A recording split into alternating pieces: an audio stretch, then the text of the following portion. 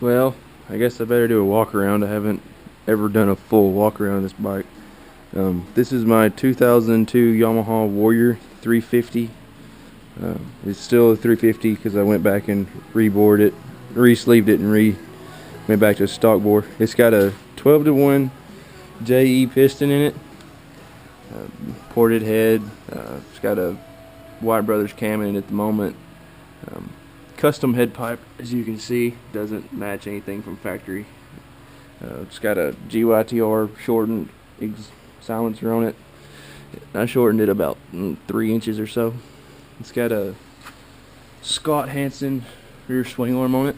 It's a +1 over factory. DRW eliminator axle +4.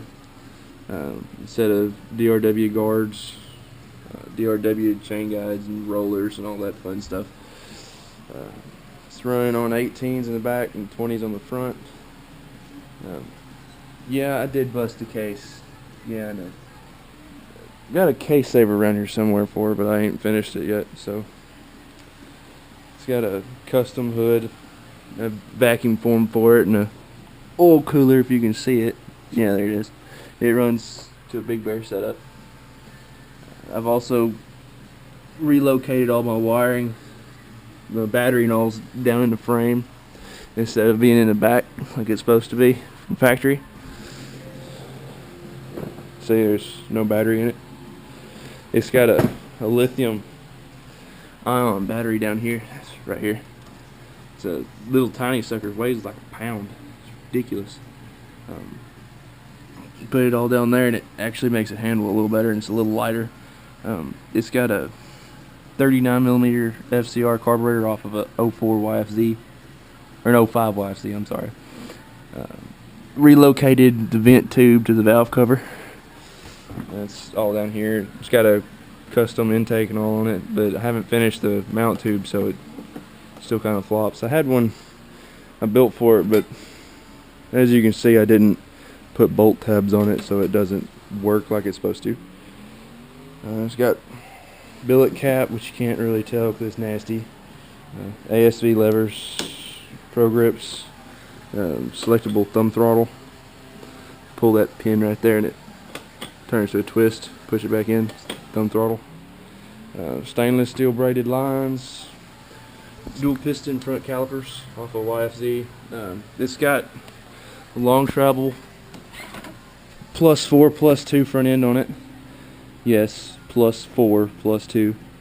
It's running 17.5 inch long LTR 450 front shocks. The A-arms actually came off of a 400EX. They're American Star +2 +1 for a 400, but they're long travel for a 400, and that makes them long travel on a Warrior also. Instead of the 14-inch factory shocks, I'm running the 17.5 inch ones, but you can tell that the mounting brackets aren't the same exact on a Warrior, so I've had to fight the suspension geometry there. It's really not too bad a deal, but after you get it set up, the thing is nice.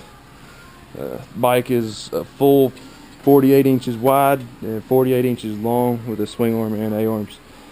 The head is a Mr. Gerald Jessup ported it out of Flint, Texas. He put a +1 intake valves in it, Kibble White springs. It's got shindy valves in it at the moment because I bent a set of Kibble Whites in it. It's got IMS pegs on it. It's got DG alloy series Nerf bars. Love those things. It has a tether for it, but I haven't put it on. It's on a shelf. I retrofitted the steering stem so it takes a grease fitting. Pretty simple. We just drill and tap and then put a lot of epoxy around it so it'll take grease so it doesn't take near as much to turn it. Pretty simple.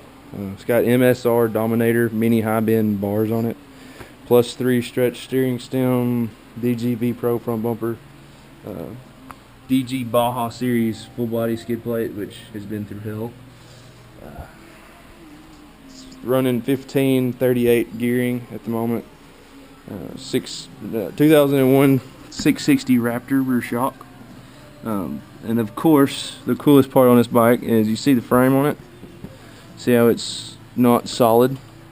See how it's 2-piece? It's 5 pieces, 1 piece on each side, and then subframe, mainframe. Well, yeah, it's 5. But I took and made it to where it's adjustable. You can adjust it up and down. You can adjust it forward and back, change the rear fender angle and all like you want it, and adjust seat height. And I actually raised the seat height 1.5 inches over factory. You can see if you have a Warrior, you can tell versus yours that this frame rail is higher on the main frame than normal. I stretched the tank mounts and all that fun stuff. I shaved the front fenders. It's hard to tell, but I cut the mud flaps off the side and about 1.5 inches off the bottom. Sorry if I'm not the best cameraman. It's not exactly working with a GoPro. It's factory wheels.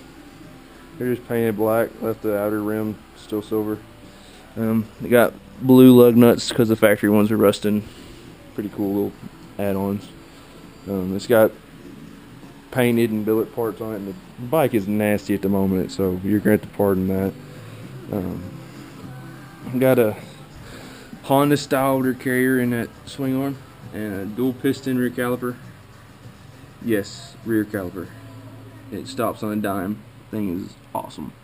I love it. It's running a driveline clutch in it. It's currently got a prototype clutch in it because this thing has a tendency to kill clutches. There's really not a whole lot too special about this bike. It does have a Dalton clutch basket though, which is extremely rare. I've only got the only one that I've seen before, and that's probably why I have it.